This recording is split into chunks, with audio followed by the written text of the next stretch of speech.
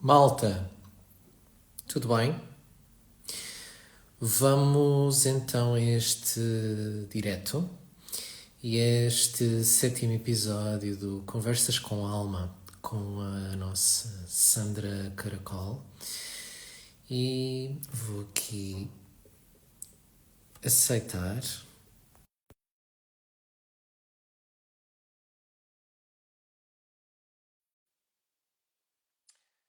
Vai entrar a nossa Sandra.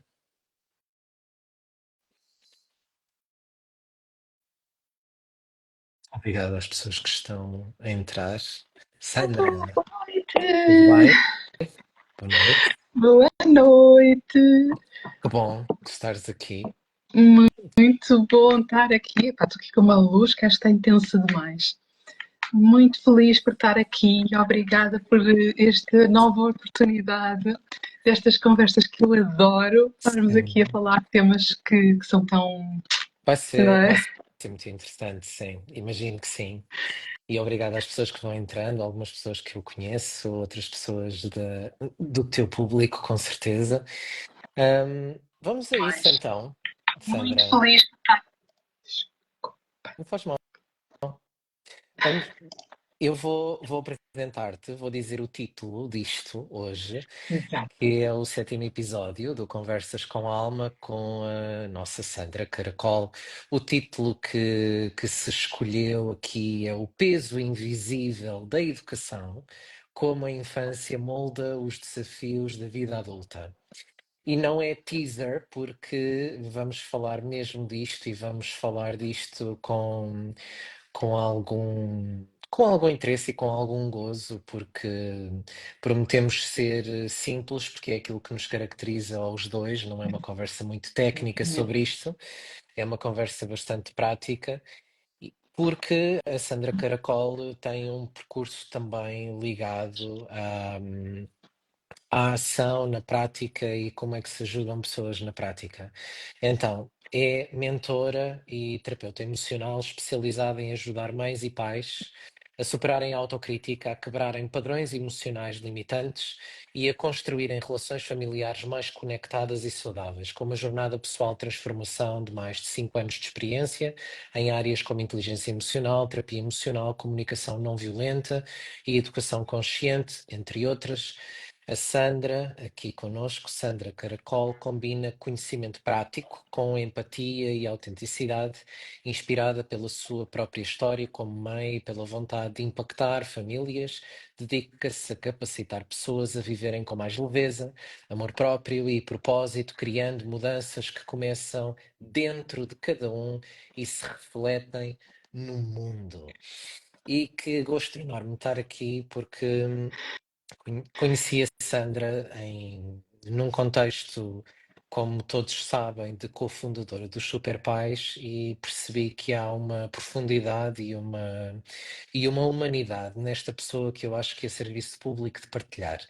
E portanto vamos a isso, Sandra. Bora. Sim.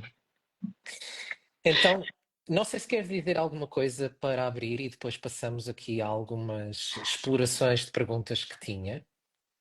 Eu não sei se bem, acho que, e costuma falar desta questão do serviço público, e eu acho mesmo que todos nós que trabalhamos nesta questão, seja da parte emocional, seja também na questão da parentalidade, eu acho que estamos realmente a fazer um serviço público no sentido de contribuir para uma mudança da nossa sociedade, de mudanças de paradigmas que são, é desesperador necessário realmente mudar muita coisa que não está bem na nossa sociedade, muitos tabus. Por isso, é com muito orgulho e humildade que eu me ponho aqui ao serviço e estou aqui nesta live consigo, que me dá sempre tanto gosto, que já fizemos, que pelo menos acho que esta é a terceira, não é? Entre com os super pais, trocas de um lado e do outro, mas é sempre um prazer e para mim adoro estes temas de tocar realmente em coisas que está a mudar, felizmente, mas acho que ainda há um longo caminho a percorrer na nossa sociedade. Sim, de tomada de consciência. E é para isso que estamos aqui. Vamos tentar acrescentar. A Sandra vai dizer da sensibilidade dela, eu vou dizer da minha, porque é uma conversa. Ahm, mas talvez começar pelo título. E a partir do título diz-se um peso invisível da educação.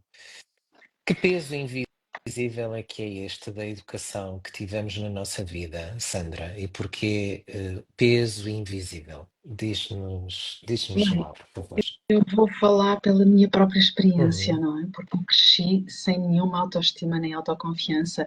E eu começo aqui já por dizer que, para mim, não há culpados. Os meus pais fizeram o melhor que sabiam, eles próprios, com o seu próprio peso da sua própria infância, mas de facto isto trouxe em mim grandes consequências. Esta questão de crescer, achar que não tinha jeito para nada, que não era boa o suficiente, que não merecia ser amada como eu sou, como eu era, porque entretanto já mudei muito, mas mesmo naquela altura, e realmente isto era um peso enorme. Eu costumava dizer até que aquela analogia das bolas de ferro dos prisioneiros de uhum, antigamente, que não podiam ir muito longe porque aquilo era um peso, e a sensação que eu tinha na minha vida de facto era essa, de parecia que as coisas não fluíam, nada. E depois isso também tornou uma grande preocupação com os meus filhos, porque eu jamais, em tempo algum, eu desejava para eles uma pequena parte que fosse desse peso. Disse essa minha preocupação, não, o que é que eu posso fazer diferente com eles, daquilo que os meus pais faziam diferente do que eles fizeram. Depois é, pronto, não querer tropeçar aqui, mas uma das coisas que realmente se reflete é aquele querer fazer diferente e depois dar por nós a fazer o mesmo. uhum. Mas para começar, para entrar por aí, pelo peso invisível, quando é que tiveste consciência dos grilhões dessas bolas de ferro que vinham de trás? Ou seja, quando é que foi o momento em que disseste assim: Ah, eu estou aqui com qualquer coisa que vem de trás, que me arrasta, que não me deixa ser, que não me deixa fazer o que eu quero, nem como pessoa, nem como mãe? Quando é que ganhas consciência disso? Ou a partir de onde é que ganhas consciência? Porque estão pessoas a ouvir-nos que podem pensar que não têm bolas de ferro nos Sim. pés ou que ainda não se deram conta que têm. Qual é que é o momento ou o movimento de eu trago isto e depois como é que se passa disso para como é que eu faço diferente, mas garantindo mesmo que se faz diferente? Qual é esse momento para ti? Eu costumo dizer que 2001 foi a queda das Torres Gêmeas em Nova Iorque e foi a queda da minha vida por Hum, completo, porque foi uma tomada de consciência e uma grande foi com a morte da minha mãe, que realmente foi curioso porque no dia do funeral dela, uma amiga minha trouxe-me um livro que foi o meu primeiro assim abanão, de Brian Weiss, Muitas Vidas, Muitos Mestres.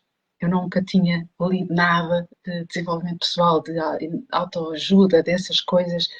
E aquilo até mexia com algumas coisas que eu disse, mas até que ponto eu acredito nisto?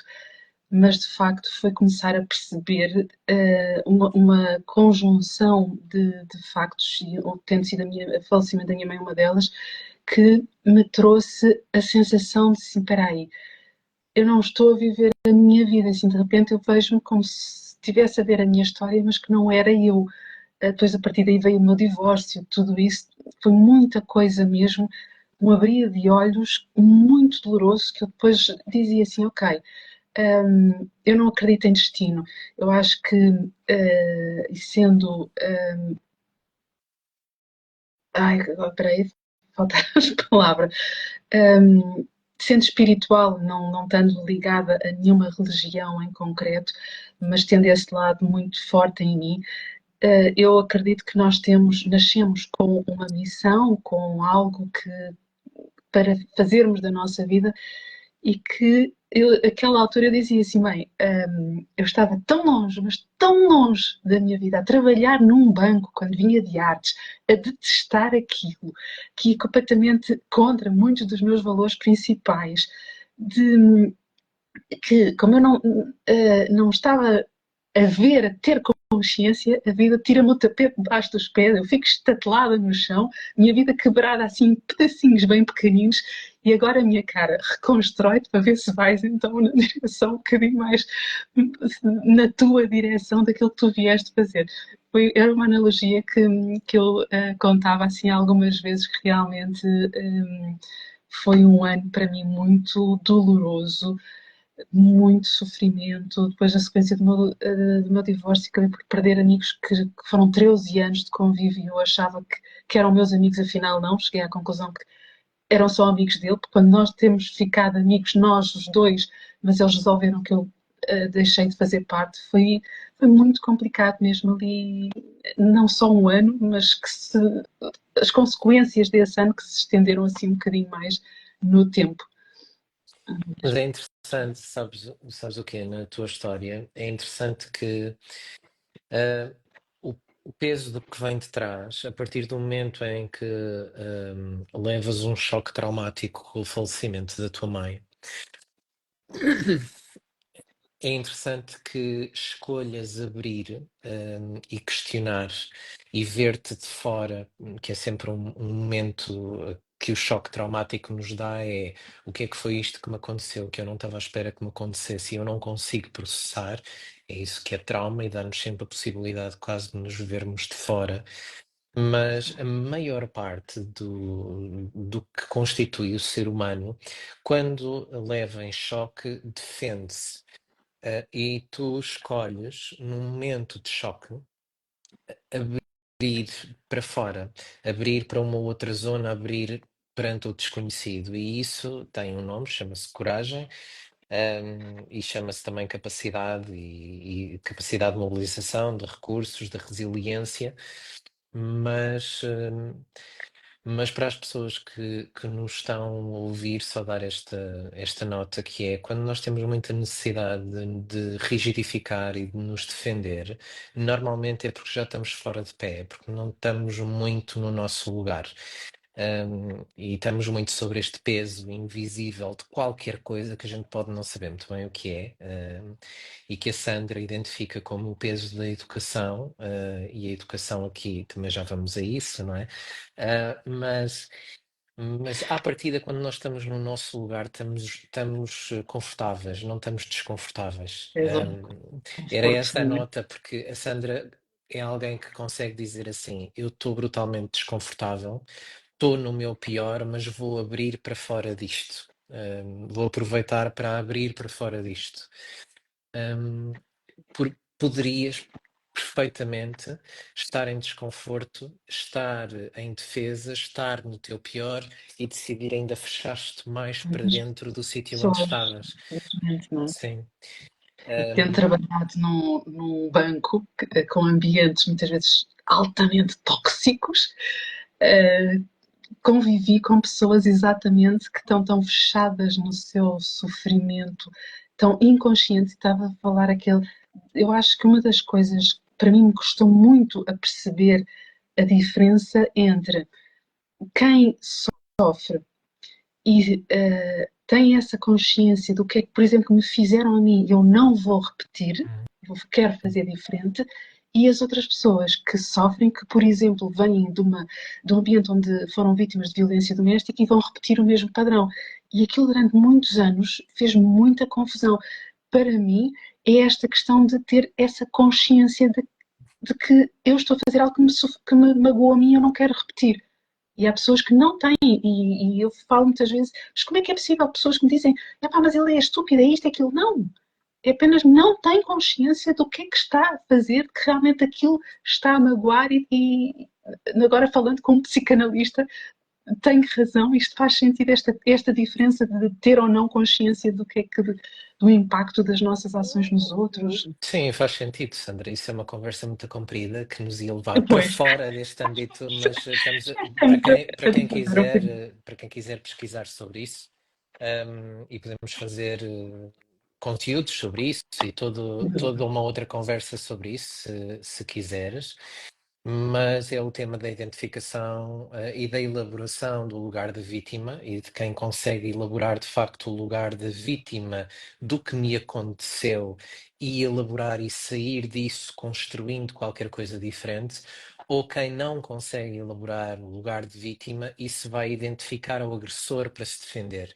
Quer dizer, antes agressor do que vítima. Estás a ver? Portanto, Pois, é uma fuga. Eu tornar-me agressor é uma fuga à minha condição de vítima. Eu não consigo tolerar ser vítima e, portanto, agrido para não me sentir vítima, nem nunca mais ser vitimizável. E isto é uma defesa, sim, de insegurança identitária, porque eu não consigo sentir-me vítima e elaborar o que me fizeram, e então vou fazer aos outros igual. É uma solução mental, mas não é muito boa. Principalmente porque cada vez que eu agrido, na realidade, eu estou-me a defender daquilo que me fizeram, mas eu também estou a validar o que me fizeram.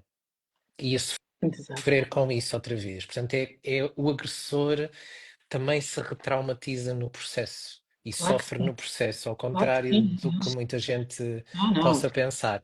O fácil é a gente dizer assim: vamos proteger as vítimas e vamos condenar os agressores. Pode ser, isso é um primeiro passo, é retirar a vítima da condição de violência em que claro. está, Sim, mas não é suficiente, porque se fosse, nós não tínhamos a reprodução de violência doméstica que temos e a continuidade das condições de violência que temos na sociedade. Ahm, mas sim, mas lá está. Eu acho interessante para onde foste. Eu estava-me a questionar o que é que, no teu entender, faz com que algumas pessoas escolham fazer diferente e o que é que faz com que outras pessoas escolham reproduzir os padrões que vêm de trás e meterem, como estavas a dizer há bocado, meterem os mesmos grilhões e as mesmas bolas de ferro nos pés dos filhos que lhes meteram a exato. eles. Para além da falta de consciência, esse peso, ou seja, que era a minha segunda pergunta para ti, que é, ao longo do percurso que fizeste, onde é que notas que pesa mais esta educação? Onde é que para ti, com os teus filtros, com que vês, é mais óbvio dizer assim: cá está aqui o peso da educação, que vem de trás. Onde é que notas mais isso no mundo que hoje nós vivemos e nas pessoas que acompanhas? A ver, eu acho que nas relações há imenso, seja aquela sensação como eu tive de não merecer ser amada, e então há aquela insegurança e a forma como nos relacionamos com outra pessoa, muitas vezes o ignorar, o anular-nos para dar tudo aos outros, na parentalidade, aquilo que eu falava de repetirmos os padrões mesmo achando que prometemos que não fazíamos muitas vezes e estamos a perpetuar. No trabalho, o perfeccionismo, o síndrome do impostor, Hum, muitas vezes, muita gente tem, e eu trabalho com muitas pessoas que são excelentes, muitas vezes excelentes profissionais, mas aquela sensação que se soubessem quem eu realmente sou, ninguém pode saber quem eu realmente sou, portanto, com um peso enorme, sei lá, há tantos. A voz crítica também que afeta tanto a nossa relação com nós mesmos, também sentimos que olhar ao espelho nunca sou boa o suficiente, nada do que eu faça, muito disso que eu própria vivi. Não é? E uma coisa que eu tive muito também, a autossabotagem. Eu costumava dizer que tirei mestrado em autossabotagem, que eu conseguia no banco e tudo, e eu lembro-me muito, a primeira vez de uma chefe dizia assim: Sandra, eu acredito tanto em ti, tu tens tanto potencial, mas parece que, ai, qualquer coisa, aquele tal, tem tempo potencial, mas isso é positivo, mas ao mesmo tempo é negativo, porque eu não estou a atingir aquilo que a pessoa achava que acreditava. Daí que eu depois também tenha criado uma frase, o meu mantra, como eu costumo dizer, que não sei de onde eu ouvi a primeira vez, mas acredita sempre em quem acredita em ti. Porque já que eu não acreditava em mim, para mim foi uma bengala, por assim dizer, muito boa, começar a conviver com pessoas que acreditavam em mim, que viam esse potencial em mim e que me transmitiam isso constantemente. Foi realmente muito, muito importante. Mas é enormes as áreas em que eu vejo, e hoje também olhar para trás, as pessoas com quem eu trabalhei, com quem eu convivi, todas elas com maior ou menor intensidade. Basta dizer que no banco, se eu disser que se calhar 10% das pessoas que lá trabalham ou trabalhavam no meu tempo gostavam de lá trabalhar, se calhar estava a ser otimista. Hum, Porque as pessoas se sujeitam a um trabalho, muita coisa aqui por trás, não é? Pronto, além do valor, daquela necessidade de segurança e tudo isso, mas muito, porque é que eu não estou a fazer algo que me faça feliz, que me faça sentir realizada? Pronto, não é motivo, não é o único fator, mas é um deles, da minha visão. sim, acreditar, se nós não acreditamos em nós, podemos acreditar nas pessoas que acreditam em nós. É uma forma, é uma espécie de hack, não é, para a vida. Mas aquilo que está escondido por detrás disso, não é? Falando deste peso invisível, é que é isso colocado ao contrário, que é muitas vezes aquilo que alimenta o síndrome do impostor e os processos e as zonas, os sabotadores internos, as vozes de sabotagem internas, que é se não acreditaram em mim. E estamos a falar de figuras parentais, não é? As figuras que eram suposto ter-me amado, eram suposto ter acreditado em mim. Se não acreditaram, quem sou eu para acreditar?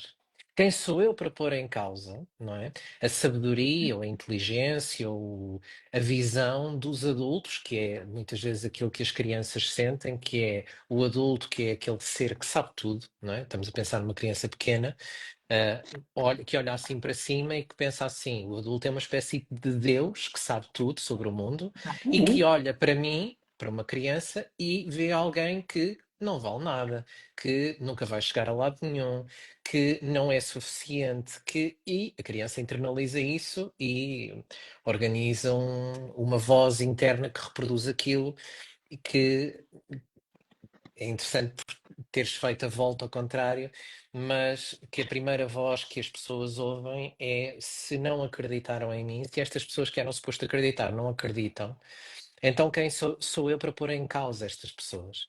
E é preciso nós permitirmos-nos, mesmo para acreditar em quem acredita em nós, é preciso nós nos permitirmos questionar a avaliação que as pessoas que eram suposto ter-nos amado fizeram de nós. Dito de outra forma, eu questionar que o meu pai ou a minha mãe não acreditou em mim, mas eu posso questionar isso. Eu posso questionar a avaliação que eles fizeram de mim e pensar: bom, então se eu tenho aqui pessoas que acreditam em mim, eu posso não acreditar, mas se calhar o meu pai e a minha mãe, ou as pessoas que cuidaram de mim, se calhar não sabem assim tanto, se calhar avaliaram mal, se calhar não me viram bem por quem eu sou, ou se calhar Ou se eu calhar posso a transformar minha, numa. a minha interpretação, não é? Porque é aquela questão. Não quer dizer que os meus pais não me tenham amado, mas é a nossa interpretação enquanto crianças que damos à atitude, e aí já pondo um pé aqui na questão da parentalidade, não é? E com a experiência que eu tive no Super Pais, e que foram 4 anos interessantíssimos e que também me ajudaram muito a olhar para este lado e ter outra consciência, não é? Ver, virar agora eu enquanto Hum, mãe, o que é que eu estou a fazer com os meus filhos, mas mais do que isso, entender mais da mente da criança, com tantos estudos que hoje nós temos já feitos e continuamos a educar de uma forma que, de facto, muitas vezes inconscientes, de quando estamos a deixar esta marca nos nossos filhos sem querer. Porque muitas vezes aquilo que nós fazemos com uma determinada intenção é interpretado pela criança de outra completamente diferente. Eu hoje em dia já não ponho em causa o amor que os meus pais tinham por mim, mas compreendo que realmente fui eu, enquanto criança, que interpretei as atitudes deles e que muitas vezes na educação tradicional ainda é muito focada na crítica, aquela preocupação em que eu quero que o meu filho aprenda a fazer as coisas bem, que se porte bem, e estamos tão focados em punir o errado que deixamos para trás o reconhecimento daquilo que eles fazem bem, comparamos com o melhor das intenções e a comparação leva a criança a sentir que não é boa. Portanto, aqui só uma pincelada muito rápida, mas este que eu acho que é importante deixar esta questão de que muitas vezes não é o facto dos nossos pais não nos terem amado, mas sim a interpretação que nós, enquanto crianças, demos às atitudes dos nossos pais que nos fizeram sentir que não éramos amados, que não éramos bons o suficiente.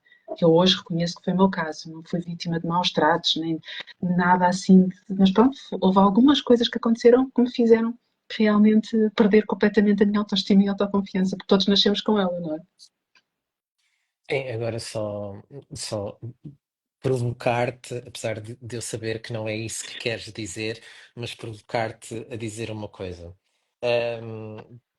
Para ouvir, porque algumas pessoas que nos podem ouvir podem pensar assim. Então, mas, ó Sandra, se tu estás a dizer que a criança sente que não é amada, acha que não é amada, mas os pais fizeram o melhor e a gente tem que entender isso. Então estás a dizer que a criança está a sentir mal as coisas, não tem o direito de sentir aquilo assim? Engraçado. Eu tive um processo, estou a fazer um processo com uma moça de 30 e poucos anos que eu própria desconstruí isso com ela, porque ela está tão focada em que os pais fizeram o melhor que sabiam que quase se estava a autorresponsabilizar porque se eu tivesse sido uma criança diferente, se eu quisesse, calma, então, mas espera aí, se nós, enquanto adultos, fizemos, estás a dizer que os teus pais fizeram o melhor que sabiam, não foram responsáveis pelos traumas com que tu cresceste, mas tu que eras uma criança que tinha 1 ano e meio quando a tua irmã nasceu e que isso provocou tanta coisa, tanto trauma em ti e a responsabilidade era tua? Não, por amor de Deus. Foi exatamente essa foi a conversa que tivemos ainda esta semana, porque de facto não tem a ver, e tal como eu lhe dizia, dois gêmeos que passam exatamente pela mesma situação com os mesmos pais e cada um vai ter uma interpretação completamente diferente, não é? Não é que não vamos apontar dedos culpados, foi o que foi. Nós, enquanto crianças, também não temos mínima consciência, somos animais completamente, nessa altura, ainda altamente instintivos e emocionais, que é a única parte com que nós nascemos já formada, não é? Do cérebro, aquela parte que é a sobrevivência, é as emoções que eu preciso para sobreviver. Os meus pais vão estar sempre certos, porque eu sem os meus pais eu não sobrevivia. Portanto, o cérebro de uma criança não tem a capacidade de questionar até que ponto os meus pais estão errados ou não. Não, eles estão certos. Eu é que, se eles estão a fazer uma coisa errada, a culpa é minha. Daí essa questão não é, da criança virar sempre para dentro, para si, a responsabilidade de qualquer coisa que corra mal. Mas de facto foi engraçada esta conversa assim, bem, tu estás a perdoar os teus pais tudo e estás a virar para ti, então a culpa foi tua, porque tu é que interpretaste mal, não é nada disso. Sim, isso em psicanálise chama-se defesa moral, não é? É preferível ser uma má criança com bons pais do que uma boa criança com maus pais. E a criança muito facilmente entra nesse tipo de defesa dos pais, não é? Do mal que me fazem, porque eu prefiro ser mau e ser dependente de pais bons. Mas onde eu queria chegar com esta provocação, claro que eu percebi o que disseste, mas como tu bem disseste logo, muitas vezes quando nós estamos a trabalhar com pessoas, é muito fácil as pessoas caírem nisto, caírem nesta zona, porque carece de vários degraus de consciência, a pessoa perceber primeiro que tem direito a sentir o que sente e que aquilo, Exatamente. aquilo teve um lugar, eu enquanto criança, com a maturidade que eu tinha, do lugar onde eu estava, eu senti daquela maneira e a pessoa tem que abrir espaço para isso, tem que abrir espaço para se sentir como se sentiu e para se ouvir daquele lugar, ou seja, a pessoa enquanto adulta empatizar com a criança que foi. E Exatamente. depois, então, a gente pode entender que, tal e qual como eu sou adulto e faço também umas coisas e falho, os meus pais também eram adultos e também tinham recursos limitados, não são deuses, não é? E, portanto, também fizeram umas coisas e se calhar falharam, fizeram o melhor que sabiam, e, e fizeram-me sentir aquelas coisas. E eu posso, depois de empatizar comigo, eu posso empatizar com os outros. Mas há pessoas que invertem isto, querem fazer uma espécie de atalho, de fuga de um lugar, lá está, de identificação a elas próprias e ao sofrimento delas, e vão logo para, não, mas os meus pais fizeram o melhor que sabiam. Eu se calhar é que também não me portava bem, eu se calhar é que dava problemas, eu se calhar é que. E começam a justificar, muitas vezes violência, mas vezes mais violência emocional e muito contingencial, muito Mas a com base. palmadinha, aquela palmada de quantos e quanta gente houve. Mas eu apanhei muito, mas porque eu mereci. Sim, sim. Antes. Sim, e portanto há uma justificação muito mais rápida, porque é mais fácil. E evita que eu tenha que sofrer ou empatizar com o meu sofrimento, é justificar a violência que me fazem. Por isso é que as pessoas se mantêm nesse lugar e justificam a violência uma vida inteira, porque a oposição a isso é eu entrar em contacto com o meu sofrimento. E E, e portanto, isso é mais difícil. as Mas pessoas isto para, fogem. era para provocar precisamente essa zona, porque eu sei que atendes pessoas e que falas com pessoas e, portanto, isso já tinha que ter aparecido à Claro, frente. Claro, claro que sim. claro que sim, e é mesmo isso, e eu acho que deixando já aqui uma dica para quem for pai, que eu acho que nós nunca vamos conseguir, e esta mesma moça dizia, pá, mas eu um dia, quando for mãe e que tenha consciência que vou traumatizar os meus filhos, assim, calma, também não podemos entrar, nós não conseguimos evitar que os nossos filhos criem as suas feridas, podem ser mais ou menos profundas, e vamos fazer sempre o nosso melhor. Para mim, aquilo que nós devemos fazer é e que nem ela nem eu tivemos, dar espaço sempre aos nossos filhos para terem o direito, ou sentirem que têm o direito de sentir aquilo que seja, com esta redundância de palavras, mas está sempre certo. Não podemos fazer uma criança sentir-se mal por aquilo que está a sentir. E isso tem que ser. E acho que é esse acolhimento, esse, uh, esse espaço para virem ter connosco, para acolher no bom e no mau, pode fazer toda a diferença. E lá está, entre criar feridas mais leves ou mais profundas. Há muitos outros casos, mas para mim, pelo menos, sempre foi, e isso levou-me também à minha transformação e à minha procura de ajuda, principalmente com a minha mais nova, como eu conto muitas vezes, aquele temperamento assim mais forte e o meu medo de quando ela crescesse, tornasse adolescente, ser uma adolescente rebelde, e eu queria muito ter aquilo que eu nunca tive com os meus pais, aquele porto seguro, de aconteça o que acontecer, os meus pais são os primeiros a saber. Eu não tive isso, não senti, mas eu queria que os meus filhos tivessem isso comigo. E hoje ela acabou de fazer, agora há nem um mês ainda, 17 anos, com temperamento forte, continua, mas realmente consegui esse tipo de relação e para mim é um orgulho em mim. Sim, parabéns, isso não é uma coisa que ainda faça com muita frequência, mas de facto é o meu maior orgulho. Não é uma relação perfeita, obviamente. Eu sei que assumo hoje, lá está, com todos estes conhecimentos, a responsabilidade por algumas características da personalidade dela, que se eu tivesse feito diferente, ela também seria diferente, mas está tudo certo, faz parte. Não ter o chicote em mim, porque isso não vale a pena, não vai ajudar nada. Mas de facto, eu sou a primeira pessoa a saber, mesmo quando as coisas, por exemplo, na escola, e o professor diz: mas eu vou telefonar à tua mãe, não faz mal, ela já sabe. E isso é a melhor coisa. Era o meu objetivo. Eu sou a primeira pessoa a acontecer para o bom e para o mal. E acho que isso é a melhor coisa que nós podemos dar aos nossos filhos. Sim, duas coisas sobre isso. Uma é relembrar uma frase que te disse uma vez e que achaste muita graça e que eu vou voltar a repetir, porque tu disseste, vou anotar isso porque isso é muito interessante. Que deves-te lembrar do que é uma frase de um psicanalista britânico que diz: mães perfeitas enlouquecem as crianças. Pronto. Porquê? Porque, como eu disse, eu acho que disse isto num Reels qualquer que tá para aí, já nem me lembro qual é que é.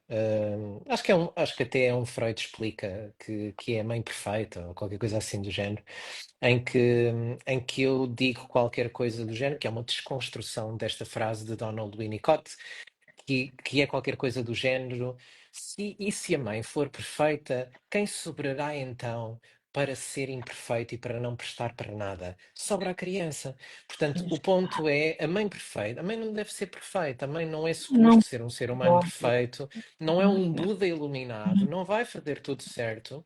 E era a segunda coisa que eu queria anotar disso que dizes, que é a única coisa que é de facto traumática, por definição até do que é trauma, é um pai ou uma mãe que, estando em corte empático, ou seja, não querendo saber do que o filho ou do que a filha sente ou não sente, já agora isto é válido para todas as relações, relações amorosas, íntimas, relações de amizade, o que seja.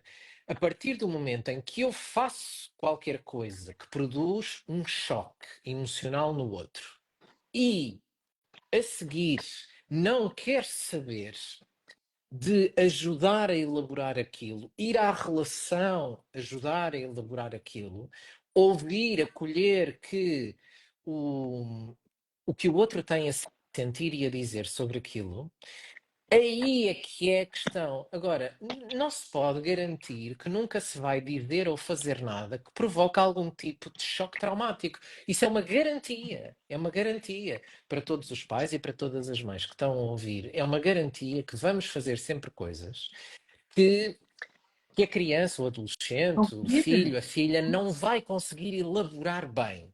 E isso, por definição, é trauma emocional.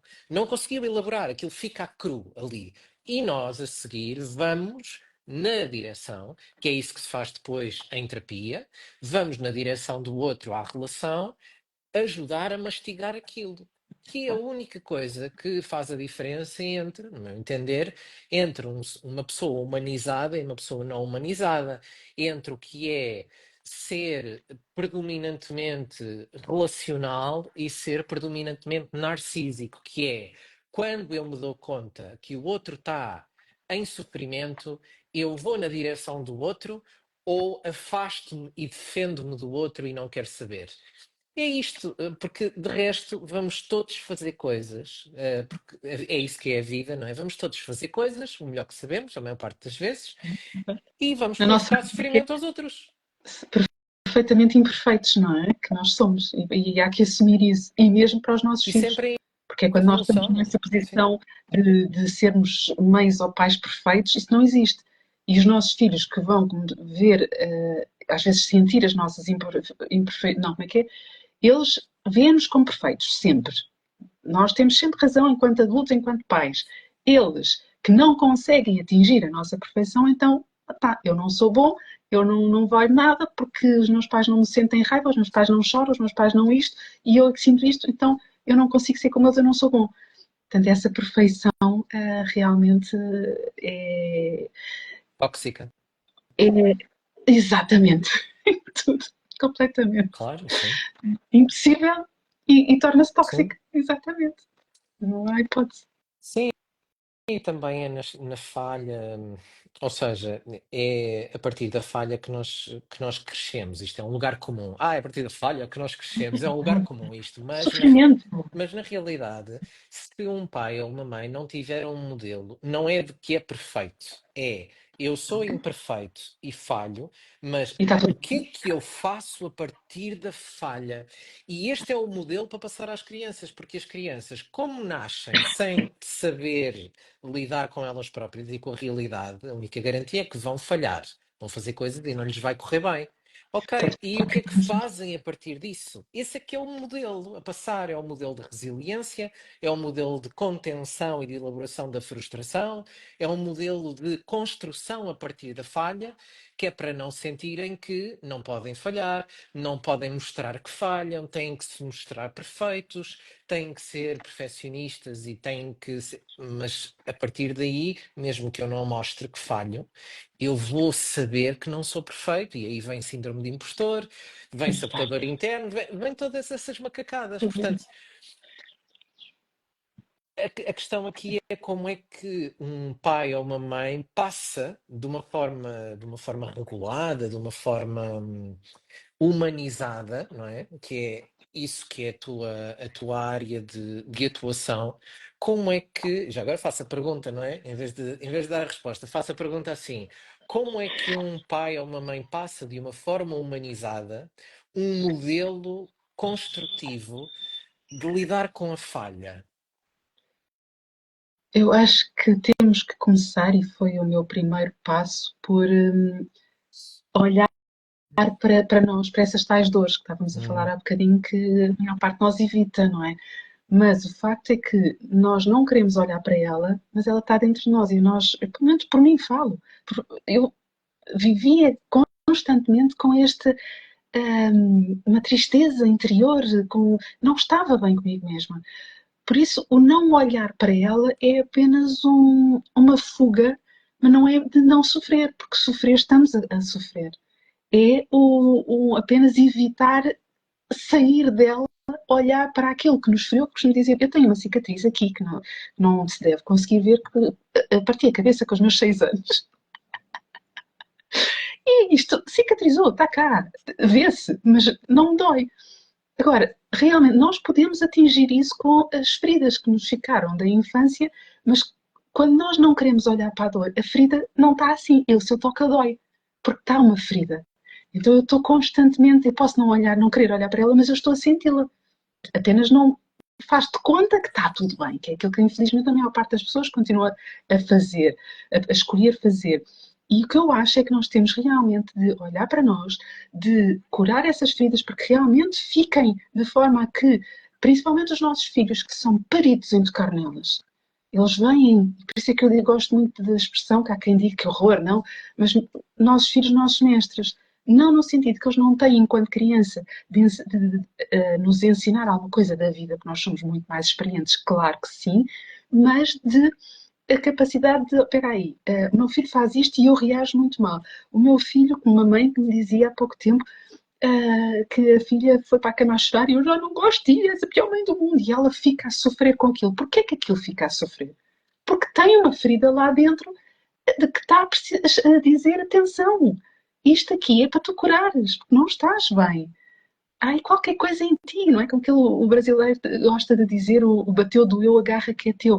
Nesse aspecto, eu acho que os nossos filhos, se nós abraçarmos esse desafio, eles realmente vão nos mostrar onde é que estão as nossas feridas, o que é que precisamos de curar. E para mim é aí que começa o processo, para depois nós sermos capazes, então, de ser o melhor exemplo, que era o meu maior objetivo, de ser o melhor exemplo para a minha filha, como é que eu posso dizer que ela tem que saber lidar com a frustração quando eu tinha tanta dificuldade em lidar? Isso é incoerência. E nós somos muito, na nossa sociedade, nós somos extremamente incoerentes. Não temos ainda muito essa consciência.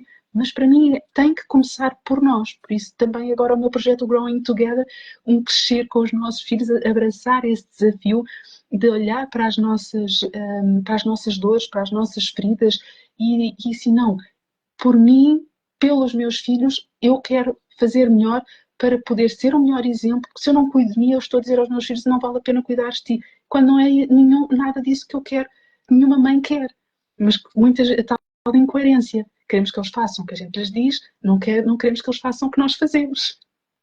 Não sei se respondi aqui no meio. sim, acho que sim. Acrescentar que eu digo sempre isto quando estou a falar com pais, essa consciência. Para já, que quando nós queremos fugir àquilo que sentimos, como disseste bem, as cicatrizes ficam, na realidade não são cicatrizes, ficam em Não, ferida, ficam infectadas, não é? É uma ferida infectada que não fecha, e quando nós não queremos olhar para as nossas feridas infectadas, emocionais, encontramos as nossas feridas em todo o lado na rua. Todo o lado, tudo parece aquela mas coisa em casa, quando a gente mas se é que lá fora a corta. gente ainda faz de conta, não é? Lá fora a gente ainda tem aquela capa, mas depois chegamos a casa, já estamos cansados, sem paciência, os nossos filhos lá a tocar nas nossas feridas. E Sim, aí é que nós explodimos ainda mais. e portanto, é como quando a gente faz uma feridazinha que tudo lá toca, não é? E portanto não vale a pena querer fugir porque tudo lá toca. E portanto, primeiro não vale a pena querer fugir, a não ser que queiram sofrer uma vida inteira pelas mesmas razões. E em segundo lugar, um bom exercício, a partir do que a Sandra disse, é sempre dizer assim: aquela mãe que sofre porque a filha lhe diz que ela é a pior mãe do mundo, o que é que ela sente? Se calhar sente-se invalidada, sente-se frustrada, com certeza, e isso é uma ferida dela, mas também é verdade dizer que as crianças fazem, os filhos, as filhas, fazem sentir aos pais o que elas próprias estão a sentir.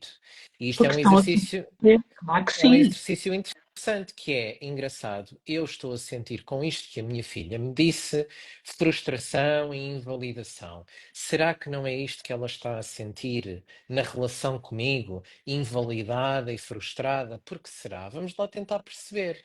E das duas, uma, eu fico na minha dor e vou mastigá-la, ou eu fico na minha dor, vou mastigá-la e vou também na direção do outro tentar empatizar, porque senão toda a gente fica na sua, não é? Eu fecho-me na minha dor e os filhos fecham-se na dor deles e não há relação e cada E vez é o estão que mais acontece. afastados e É o que acontece tantas vezes. Então, quando chega a adolescência, cada um para o seu lado e depois queixam-se que o meu filho não sai do quarto, porque o meu filho não quer falar comigo, o meu filho não isto.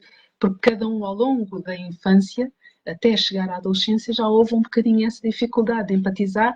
O meu filho responde mal, faz algum, porta-se mal, eu ponho de castigo, estou a puni-lo por ele se sentir mal, porque ele portou-se mal porque estava a sentir mal, eu vou puni-lo, cada um fica na sua dor e não há aquela nem conexão, nem sequer a criança aprende como lidar com aquilo que a fez portar-se mal, não é?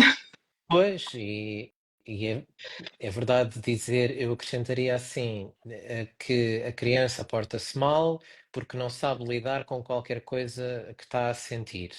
E o pai ou a mãe castiga-o por isso. E castiga a criança também pela incapacidade dele ou dela própria de lidar com isso. E a criança é punida também pelo facto do pai ou da mãe não ter recursos para lidar com isso. E, Ficar portanto, frustrado está com o toda a comportamento gente a dessa ser maneira. punida pelas razões erradas, não é? E a aprender que deve ser punido pelas razões erradas. E isso é um modelo, torna-se um modelo, não é? Portanto, depois as pessoas vão se retirando e vão desistindo das relações também porque já tentaram tanta vez ir à relação e foram punidas pelas razões erradas ou não foram acolhidas pelas razões certas, que às páginas tantas começam a desinvestir, a perder o interesse, a perder a motivação para irem na direção do outro e começam-se a diluir vínculo. E às vezes isso também acontece e é bastante triste, é quase um luto das relações com as pessoas à frente umas das outras. Mas, mas sim, penso que respondeste. Eu ia perguntar às pessoas se têm perguntas que queiram fazer à Sandra ou a mim ou a nós. Se quiserem Exato. dizer coisas, gostaram, não gostaram, Aproveitar aqui digam-nos lá coisas. Não gostaram, dizem, não gostei, escrevam lá, não no gostei, direito. foi muito mal, estive aqui à espera de qualquer coisa de jeito e não sei nada, ou foi espetacular, obrigado por isso, ou perguntas que queiram fazer, agora falando sério, perguntas que Exato. queiram fazer à Sandra ou a mim, ou aos dois, que a gente tem ainda 10 minutos para estarmos aqui convosco. Ahm, perguntar-te sobre o projeto dentro do Growing Together que estás a lançar, o que é o Growing Together e o que é que fazes mesmo com as pessoas e, e o que é que vais lançar a partir daqui para, para nos dizeres coisas sobre isso. Diz lá, por favor. Então, muito, muito feliz. O Growing Together, é o que eu dizia há pouco, é um projeto de abraçarmos realmente estas questões que os nossos filhos nos levantam, estas dores, e olharmos para dentro e curarmos isto. Portanto, enquanto sou terapeuta emocional e trabalho com isso, depois, também ajudo os pais a questão da educadora parental, porque é de ser sempre, mas esta questão também das emoções, de sabermos lidar nós com as nossas as emoções que os nossos filhos nos despertam em nós e ajudarmos os nossos filhos a saberem lidar melhor com as suas emoções. E o que está quase para sair, e quem só quiser saber mais, pode acompanhar nas redes sociais, que vai sair muito em breve, que é a comunidade Growing Together. Vai ser um espaço fechado com conteúdo com muita semelhança, com alguma semelhança em relação às redes sociais, mas com outras coisas, claro. Primeiro, é um espaço fechado, exclusivo para mulheres, não que eu seja feminista ou aquelas coisas, mas porque eu acho aquilo que eu quero construir lá dentro é de partilha, sem julgamentos, e nós mulheres temos uma forma de lidar principalmente com as emoções. Eu quero que ali que as mulheres se sintam à Hum. vontade para partilhar, para questionar, para se abrirem. É claro que vou ter convidados e já desafiei aqui o nosso queridíssimo Dr. José para partilhar também conteúdo. Vamos ter fóruns de discussão e esta parte inicial vai ser gratuita e vai continuar sempre a ser gratuita. Depois haverá uma outra parte já com conteúdo, com formação e com outras coisas que será paga, mas vai haver sempre uma parte que vai ser sempre gratuita e estas parcerias porque as mães, aquilo é focado para mulheres, não tem que ser necessariamente mães, mas o assunto vai andar muito à volta desta questão dos filhos e como é que nós lidamos e tudo isso, mas não está fechado só a mães. Um, mas porque são pessoas, porque são mulheres, eu quero trazer também, e estou a fazer outras parcerias extremamente interessantes com pessoas que agregam outro tipo de conteúdo, como tenho uma advogada, por exemplo, de família. Há tantas coisas, tantas mães que eu acompanho que estão em processo de divórcio ou muitas vezes com o pé para lá e não têm a mínima ideia dos seus direitos. Tenho outra, por exemplo, que é com nutrição, porque também é importante nós conseguirmos ter uma vida. Portanto, estou a fazer aí uma série de parcerias e estou super entusiasmada, está quase, quase, quase. Penso que para a semana já estaremos em condições de abrir ao público em geral. Agora aqui a alinhar as coisas, a trazer lá está outro tipo de conteúdos, mas está quase e muito, muito entusiasmada. Acho que vai ser, lá está, como costuma dizer, uma serviço público, não é? Dar este espaço de acolhimento para que realmente as mulheres e as mães sintam que não estão sozinhas, que não são só elas, e estas partilhas de histórias de inspiração, de transformação, que eu acho que nos ajudam, pelo menos a mim, quando eu vejo, pá, fogo, mas afinal aquela pessoa que eu vejo como assim de uma maneira porque vai palestrar isso, é só um ser humano que já passou por tanto. Se calhar isto não é só fechado a certas pessoas, eu também posso. Por isso é muito tudo isso que eu quero trazer para dentro desta comunidade. É mesmo.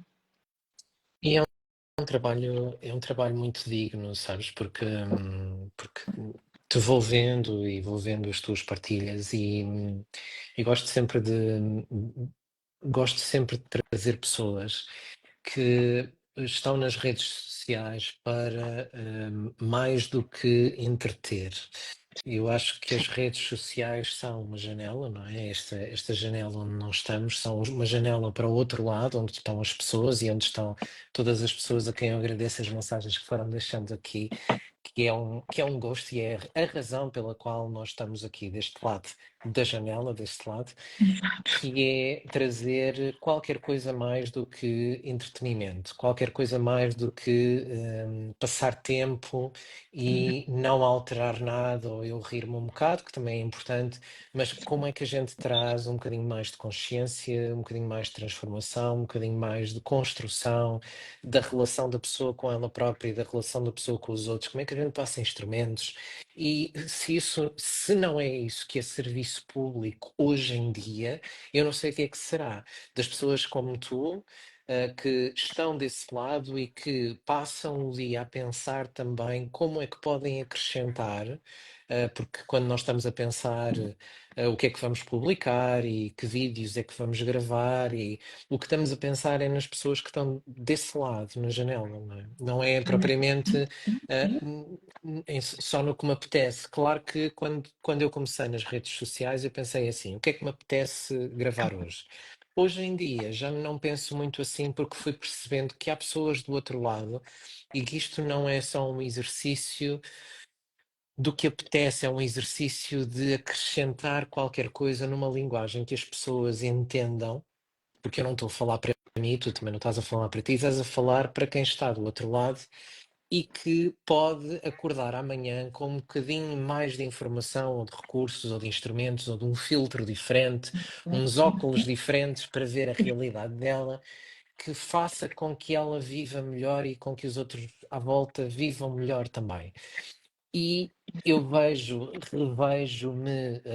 naquilo que fazes, revejo-me na intenção com que estás desse lado, e com certeza que a comunidade que vais lançar vai ser um espelho da tua humanidade e da tua forma de estar com as pessoas que acrescenta muito, e agradecer-te estares aqui, hum, Obrigada pelo e, convite, muito e, feliz. e Adoro estas nossas partilhares. conversas, ficava aqui a noite toda. É muito É bom, de sempre um prazer facto. enorme. Dissestes quando temos com pessoas, e é isso, eu posso dizer extremamente, estou extremamente grata pelas pessoas que eu tenho conhecido, que realmente têm uma maneira de pensar que muito semelhante à minha e que lá está, que eu tenho enorme prazer em conversar, em trocar ideias, e eu acho que podemos estar a sentar num café e ter uma conversa destas, mas também podemos estar aqui para que outras pessoas possam ouvir e lá está, não, podem comentar e deixar aqui perguntas, mas às vezes aquela coisa que eu, para mim é importante é alguém que me diz, pá, Sandra, nunca tinha pensado nisso dessa forma, obrigada, e sabe bem, quando é realmente, há ali um shift, não é? Ali um discozinho que muda um bocadinho, assim, realmente isso faz-me sentir melhor, ou comigo mesmo, ou seja, com os meus filhos, e eu acho que isso, quando tocamos a vida de alguém, não é só essa pessoa, é as outras pessoas depois que estão à sua volta que também vão ser tocadas, e cada um de nós, há quem dá, mas a querer mudar o mundo, acho que temos que começar por mudar a nós e depois tentar mudar, tocar nas vidas de algumas pessoas, e isso, cada um fazer um bocadinho, conseguimos sim mudar o mundo. Sim, nunca. Isto é toda uma conversa a partir daqui que ia surgir, mas como é que nós mudamos o mundo, não é? Podia ser um outro live que a gente fizesse, Exato. mas as pessoas. E agora com o Trump e com a extrema-direita e com a extrema-esquerda e os cortes empáticos Queremos. que as pessoas Uhum. fazem e as clivagens sociais uns contra os outros, os bons e os maus, e toda a gente acha que é dos bons, não é? E os maus estão sempre do outro lado, que é a história mais velha da humanidade. Ahm, mas nunca percam a noção de que a mudança mais importante que vocês podem fazer para mudarem o mundo é qualquer coisa que mudam em vocês próprios. E oferecem-se como exemplo de como é que se faz diferente. Olha aqui eu a fazer diferente. Estás a ver? Também dá para fazer assim, dá para fazer melhor assim. E eu vou mostrar como é que se faz. Porque se nós queremos que alguém reaja diferente, por que não começar por nós? Nós mostrarmos como é que se reage diferente, como é que se responde diferente. É mais fácil, claro, nós dizermos assim: eu não vou fazer porque não vale a pena, porque há tanta gente a fazer mal, porque é que eu hei de fazer bem? Também dá, mas então assim hum, vai toda a gente fazer mal, e vai muito mais gente fazer mal do que fazer bem, porque as pessoas que fazem mal não têm propriamente consciência que estão a fazer, as pessoas que fazem bem têm consciência, mas não vão fazer porque há tanta gente a fazer mal, e portanto ninguém vai fazer nada diferente, e vamos ter um mundo pior, um bocadinho pior todos os dias. Pois. Ahm, quem tem E fica para consciência, queixar-nos. que é o que nós estamos a fazer aqui, é tentar trazer qualquer coisinha diferente, que a pessoa possa pensar, questionar, perguntar-se, arranjar novos filtros para ver a realidade. Quando quando percebem qualquer coisa, tragam isso para a prática. É sempre o que eu digo às pessoas que tenho em consulta, quando dizem: agora é que eu percebi não sei o quê. O que quer que seja. E o que eu costumo Sim, dizer sempre é: ainda bem, faça qualquer coisa na prática com isso. exato, sim. Porque Não é passar senão, por frente e continuar tudo igual. porque senão é só qualquer coisa interessante que as pessoas ouviram aqui, mesmo que seja aqui nesta conversa. Que interessante aquilo que o José disse ou que a Sandra disse. Tudo bem, se acharam interessante, se acharam que faz sentido, agarrem nisso e traduzam na vossa vida na prática. E ficam um bocadinho melhores amanhã. sentem-se um bocadinho melhores amanhã, trazem um bocadinho disto para a vossa vida. Porque se isto for só um entretenimento do género, que engraçado, uma conversa interessante que eu ouvi o José e a Sandra, se ficar só dentro da vossa cabeça, é etéreo, não se traduz na prática e, portanto, não vai fazer diferença nem na vossa vida, nem na vida das pessoas à vossa volta. Agora, se fizerem uma mudança qualquer prática, porque fez sentido qualquer coisa, todos os dias um bocadinho, correm o risco até de serem felizes, imaginem. Portanto, Exatamente. Uau! não é? E portanto é um bocado isto Exatamente. que eu vou dizendo às pessoas, é a tradução prática, a simplicidade na prática, que é, fez sentido, como é que conseguem colocar isso em prática? Essa é a preocupação que eu tive na minha vida, sempre que fui aprendendo coisas, mas como é que isto se traduz na prática? Como é que eu faço diferente na prática com isto? Mesmo que sejam coisas muito conceptuais, muito teóricas, estão a ver? Estão a ler um livro, epá, isto é uma ideia espetacular. Como é que é na prática? Traduzam. E vamos a isso, vamos embora. Obrigado, Olha, já falando em Sandra. livros, gostava de deixar só uma sugestão, porque de um livro Força. que eu adoro, que é da Brené Brown. Como é que é? Ai, agora está-me a faltar o nome, qualquer coisa da vulnerabilidade, poder da vulnerabilidade. Sim, Acho que é qualquer provavelmente coisa assim. da Power of Adoro. Vulnerability, provavelmente. Exato. E ela Sim, fala muito nisto, da questão do tal peso da nossa infância, da vergonha, da vulnerabilidade, de nos abrirmos à vulnerabilidade. sim, Adoro ouvir a e Brené Brown. de todas as maneiras, a Brené Brown, não é? É uma das vozes sobre o Estranho. poder da vulnerabilidade e a vulnerabilidade como recurso. Vulnerabilidade que, na realidade, traduzido na prática, é humanidade, é a humanização da experiência de estar vivo, não é? E como é que nós usamos isso enquanto recurso. Mas sim, que é a essência do que eu faço e do que a Sandra faz na prática. Obrigado, Sandra. Exatamente. Obrigado. Olha, obrigada uma vez mais por estar aqui. Qualquer Obri- dia, depois a gente faz ao contrário e falamos mais um bocadinho aqui das nossas conversas E fantásticas. obrigado às E obrigada a quem esteve pessoas. desse lado também. Obrigado às Tá? pessoas que estiveram e que vão estar connosco depois, porque vai ficar gravado Exato. nos nossos perfis. Um abraço para vocês que estão desse lado e também é por vocês que nós estamos deste. Obrigado. Mesmo. Obrigada. Boa Um noite. abraço, Sandra. Obrigada. Boa noite. Obrigado. Obrigada. Obrigada.